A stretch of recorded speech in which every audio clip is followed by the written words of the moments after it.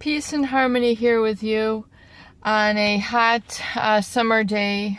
Just want to share a reflection with you in terms of being raised healthfully in a functional family. It's my view and understanding and studying as a psychologist and looking at the determinants of human behavior in terms of marketing, child abuse, and healthy consumer habits, behaviors, purchasing behaviors, financial behaviors, planning for the future, and just healthy adult adjustment. How important looking at the very foundation of self-care and self-esteem and their roots in terms of childhood rearing and practices. And in terms of looking at the mother-child relationship or parent-child relationship, or really the most immediate caregiver relationship, how important human touch is, nurturing on a physical as well as emotional level is to well-adapted human development. If one is deprived of this or devoid of this in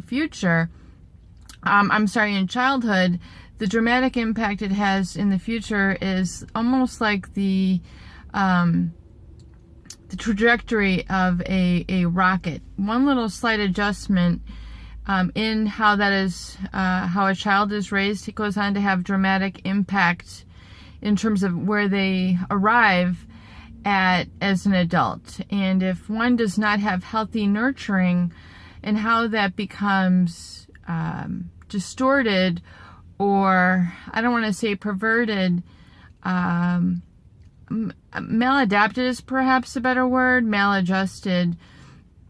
There's another word that's going to come to me, but how that becomes depraved as an adult, and how things like today children, young adults texting, how that devoids them of human contact, but also the whole goal of being overly attractive, lots of makeup, scantily dressed, looking at certain role models like the Kardashians, Paris Hilton, and what they're really portraying to our youth in terms of having a healthy, adjusted, successful identity and livelihood. I want to reach out to all those who feel a need to be in high maintenance relationships. High maintenance relationships can be where you have to constantly update your Facebook, constantly be on the phone texting. You can't function, you can't perform in any of your everyday activities because you constantly have to monitor, adjust, and maintain a relationship with somebody who you feel is going to be responsible or give you that nurturing that you missed in childhood, that you have a void for. Oftentimes, if you were not nurtured, you were not hugged, loved, told you were loved, expressed that you were loved, guided, it creates that void. And especially in today's high-tech society where relationships are based on validation, how many likes you have, how many pictures, how many friends, how many subscribers, it creates a very unhealthy, or I would say even devoid of reality sort of connection to your human development and your healthy self-esteem. In terms of healthy self-esteem, how can that be derived from how many friends you have? How should your self-esteem be defined by that? Your self-esteem should be an internal locus, inside of you, instead of an external locus located outside of you. In other words, if your Facebook account were to crash, how would you go and repair that? How would you repair all your friendships? Would you have to go and work towards reestablishing all those? Or can you go on and exist without that? Is your self-esteem based and located within yourself, your self-value, your self-worth, in terms of your relationship to yourself and the world and the universe in general? Why is that not established within yourself? Why is it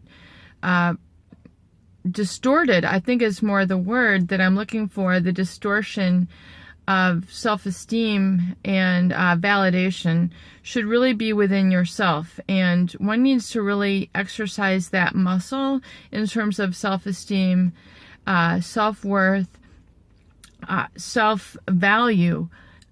And in terms and until you can really internalize that and have that and carry that with you, always, no matter what you do, whether you're taking a shower, brushing your teeth, making your dinner, and until you can own that self-worth, that self-esteem, you're constantly going to be trying to fill a void, an abyss that can never be filled by friends, by Instagram likes, by texting, that things that don't really satisfy that need, or again, a distorted need.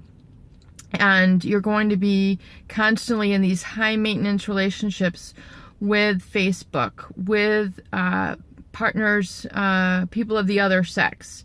It amazes me that someone can buy 30 colognes just to try to feel like they are attached or desirable to a member of the opposite sex, and then they have no relationships. They have no relationships to show for. Or the person who has, like a Paris Hilton, and I don't mean to be bashing Paris Hilton. She's, I'm sure, a great person, and she's done a lot of good in the world. But for people who are accept her as a role model and are trying to keep up with the outfits, the shoes, the purses, the colognes, the jewelry, and they have all these items in their life, but they don't actually have the relationships that they're supposed to forge and create for them. Again, it's a distortion of the human condition, and I just want to be there to remind people that you have to create and foster a healthy self-esteem, and that's going to come from within you on an emotional level, not an external level. It's not determined by how many clothes you have, how many shoes you have, necessarily what's in your bank account or how large your house is. Those are all external factors, and I want you to carry this within you, because truly on a spiritual level, when we pass, and this is not a morbid, this is actually a joyful realization I want you to develop and encounter, that this is what we take on with us on a spiritual basis, and that's all that matters. Love you, thinking about you, peace and harmony. Have a blessed day.